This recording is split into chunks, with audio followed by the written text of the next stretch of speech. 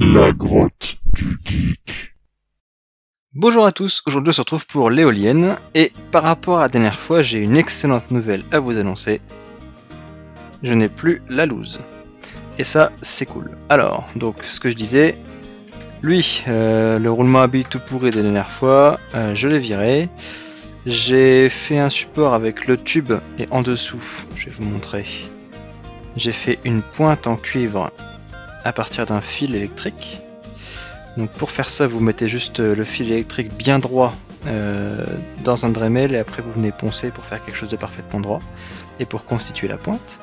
Et la pointe en cuivre, du coup, ça glisse très bien sur l'acier, donc on le voit pas bien, mais là-dessous, j'ai mis tout au fond une vis en acier, et après j'ai fait un petit support avec un cylindre pour venir faire glisser la barre de cuivre tout doucement. Il y a un petit peu de jeu, mais au moins en position verticale comme ça, ça tourne beaucoup mieux que le roulement à billes de pistolet à billes. Voilà, donc ça c'est une grosse avancée par rapport à la dernière fois. Du coup, ayant ça, je me suis occupé du ventilateur. Alors, j'ai pu me passer du ventilateur de la dernière fois qui était vachement puissant. J'ai pu en prendre un beaucoup moins puissant, un ventilateur 12 cm, 12 volts. Et je lui ai mis ceci. Ça sert à quoi? Ça sert juste à ce que le flux d'air soit beaucoup plus droit. Alors, c'est un nid d'abeille, mais c'est fait 2 cm d'épaisseur en fait. C'est pour guider l'air, vous voyez? Comme ça, à travers. Comme ça, l'air est beaucoup plus homogène, parce que j'avais des problèmes, vu que c'est un ventilateur qui fait tourner l'air. J'ai eu un petit souci à partir de ça, donc je me suis dit, bon, au moins ce sera clean. Si vous voulez que je vous explique comment j'ai fait pour l'imprimer ce truc là facilement, dites-le moi, je vous expliquerai, je ferai une petite vidéo vite fait, ça prend pas longtemps. Et puis ensuite, eh ben, j'ai mis en place ici un système de test bien régulier, et je me suis lâché, j'ai fait plein de designs d'éoliennes, j'en ai fait 16. Et j'ai testé les 16 éoliennes. Alors avant d'en venir au résultat, je vais vous expliquer vite fait ce que c'est que P-Design. Alors, déjà dans un premier temps, j'ai fait ce que j'appelle le design A. Le design A, c'est, celle-là on le voit bien, j'ai fait des arcs de cercle qui regardent directement, qui sont alignés avec le centre de l'éolienne. Voilà. Alors si les pales sont petites, c'est parce que vu que le vent arrive de face au retour, il faut réussir à l'éjecter vers l'intérieur ce vent. Donc je peux pas faire des pales trop larges, sinon je suis bloqué, parce qu'ici il faut pas oublier qu'il y a le tube. Ce tube là. Donc voilà. Du coup j'ai fait plus ou moins courbé, ça m'en fait 3. Et c'est ces 3 versions là que j'ai testées. Hop. Je vais vous donner les résultats au fur et à mesure, donc ces 3 versions là, et ne marche pas. Comment je fais mes tests? Avant de continuer plus en avant, je fais tourner le ventilateur. Je change la tension entre 12 volts et le minimum de mon alim qui est 4 volts 4. Bon, il n'y a aucune éolienne qui tourne à 4 volts 4. Là, vous voyez, elle démarre pas. C'est parce qu'en fait, il y a un petit peu de frottement par endroit et c'est bloqué. Donc, je lance l'éolienne. Ensuite, elle démarre toute seule. Et puis je viens descendre la tension jusqu'à ce qu'elle s'arrête. Et je note cette tension d'arrêt. Je vais en palier de 0,5 volts en 0,5 volts, de toute façon sinon j'arriverai pas à voir. Et ça prend longtemps à stabiliser, du coup pour tester les 16 éoliennes j'en ai eu pour 2 heures. Voilà. Ensuite j'ai consigné tous mes résultats sur une feuille. Et j'ai eu du coup les éoliennes qui étaient pas du tout performantes, donc celles que je viens de vous montrer, elles tournaient pas du tout. Hein, pour faire tourner ça, il faut que j'utilise un compresseur, quoi. Enfin, ça marche, mais c'est pas fait pour ça. Ensuite, deuxième version, je me suis dit que j'allais commencer à faire changer l'angle d'attaque de l'arc de cercle. Donc cette fois-ci, je fais partir l'air vers l'extérieur. J'ai changé l'angle, un angle un peu moins et un peu plus poussé vers l'extérieur. Ça marche pas non plus. Bon, on va dire que c'est de la loose quand même, mais j'essaye, quoi. Et puis je me suis dit, je vais faire l'inverse. Donc là, je vais faire regarder vers l'intérieur. Et puis du coup, comme ça regarde vers l'intérieur, l'air qui vient d'en face, je peux l'éjecter vers l'extérieur. Donc je peux venir jusqu'au tube.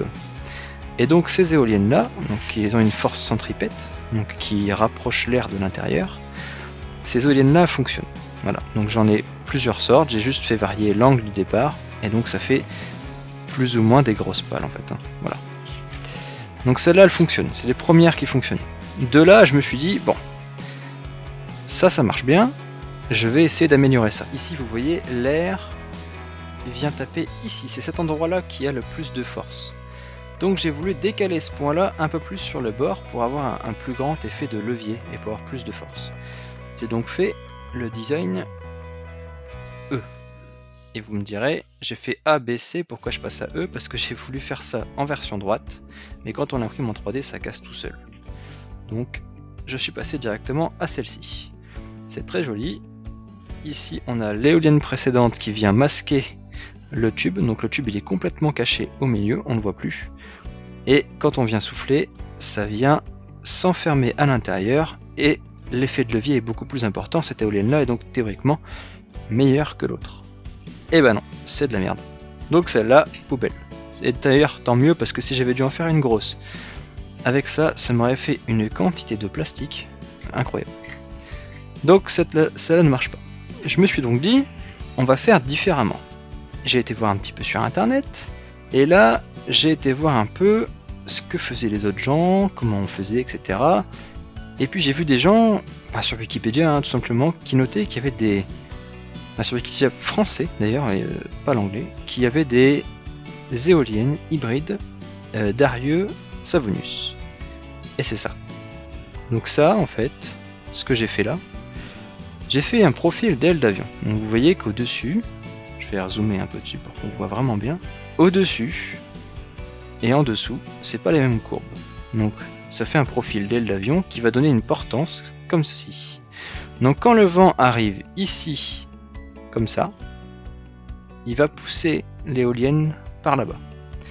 Mais au bout d'un moment, il va l'avoir poussé suffisamment pour que le vent s'engouffre dans, ici, la cavité.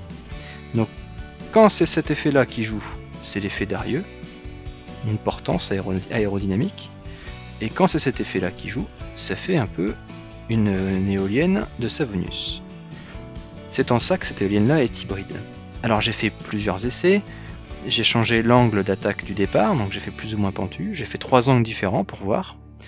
Et puis pour chaque angle, j'ai fait, par exemple pour celui-là qui est l'angle le plus horizontal, j'ai fait plus ou moins courbé. Vous voyez qu'ici c'est beaucoup plus courbé que là.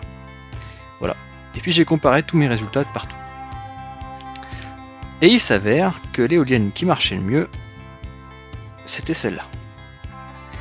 Et vous me direz, elle ressemble quand même pas mal à une Savonius, qu'elle jette l'air dans la pale suivante à chaque fois. Et donc du coup c'est un rendement assez bon. Bon. Mais moi je voulais voir si la Savonius tout court, c'était pas plus important que Darieux, parce que Darieux c'est quand même compliqué avec cet effet de profil d'aile, etc. On voit mieux le profil d'aile, on dirait presque une aile d'avion ce truc-là. Bon. Donc j'ai fait une Savonius pour tester, pour faire un contre-test si vous voulez, qui est là, qui est très jolie d'ailleurs. Je trouve que c'est une forme de fleur, je sais pas pour vous.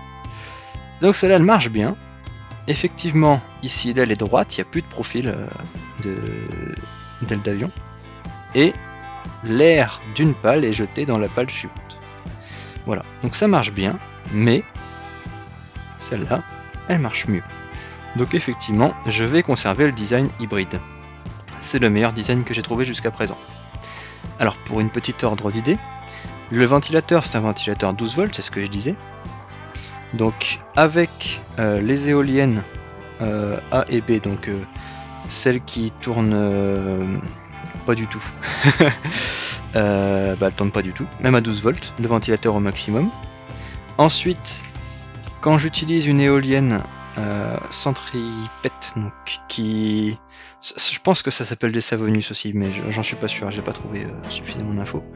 Donc ces éoliennes-là, qui rejettent l'air vers l'intérieur, elles arrivent à tenir jusqu'à 7,5 V, 7 volts, quasiment toutes pareilles. Celle qui est trop courbée et celle qui est pas assez courbée, ça marche moins bien que celle qui est à mi-temps. Bon, faudrait faire des essais supplémentaires, mais de toute façon, je vais pas m'attarder sur ce design-là. Donc c'est déjà pas mal, je peux descendre le ventilateur presque à moitié de sa vitesse, enfin, sa tension. Celle-là, rien du tout. Ensuite, pour les hybrides, alors les petites, celles qui sont quasiment horizontales et qui n'ont pas beaucoup d'ailes, celles-là, elles n'ont pas marché. Donc, pour être exact, celle-là, elle n'a pas marché. celle-là elle est suffisamment courbée pour réussir à tourner jusqu'à 11,5 V. Donc il faut vraiment que le ventilateur soit rapide pour qu'elle tourne. Donc elle n'est pas terrible non plus. Par contre, du moment où j'ai commencé à prendre une pale plus grande avec un angle d'attaque un peu plus grand, ces deux-là, elles tiennent 6 volts toutes les deux, donc peu importe si leur angle est plus important ou pas. Et quand je suis venu prendre un angle d'attaque très important, donc celle-ci, et sa grande sœur ici, qui a un crochet plus important, celle-ci tient jusqu'à 4,5 volts, donc le ventilateur il tourne quasi plus, et celle-ci 5 volts, donc c'est presque équivalent. Et ça fait des éoliennes assez jolies quand même, hein, on le voit. Et puis celle-ci, donc pour comparaison, je retourne à 6 volts.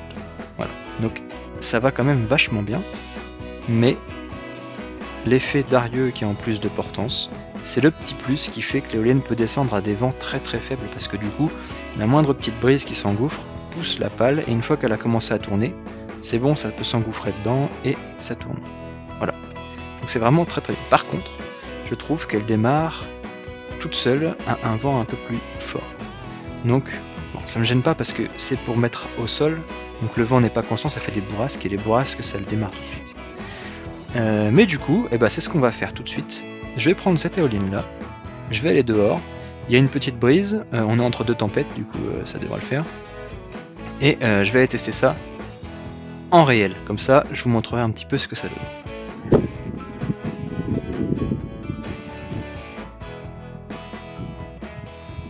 Effectivement, ça tourne bien. Il n'y a plus de vent. Bonne Murphy. Mais sinon, c'est pas mal. Et voilà, du coup, c'est terminé. J'ai mon design d'éolienne. Vous voyez ici tous les prototypes que j'ai réalisés pour ce faire. Si vous avez une idée d'éolienne, pourquoi pas, vous pouvez toujours me l'envoyer. Et je pourrais faire un petit prototype comme ça, vous avez vu que maintenant c'est pas mal. Par contre, je comparerai sûrement avec celle-là, puisque toutes les autres on sait qu'elles sont moins bien que celle-là, donc si vous trouvez mieux, pourquoi pas, ça peut être vraiment une excellente idée. Il faudra également que je trouve un petit nom, parce que pour l'instant elle s'appelle Éolienne Hybride F5, c'est pas cool, donc F5 c'est voilà, il y a mieux quoi. Non.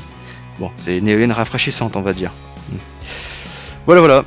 Du coup, après cette petite blague pourrie, il me reste plus qu'à vous souhaiter une excellente fin de journée. J'espère que cette vidéo vous a plu et que la suite de l'éolienne vous plaira aussi. Par contre, patience, j'ai pas encore reçu les aimants parce que les aimants néodymes à base de terres rares, ça vient de Chine et qu'en ce moment en Chine, c'est la merde. Voilà, excellente fin de journée à vous et à très bientôt.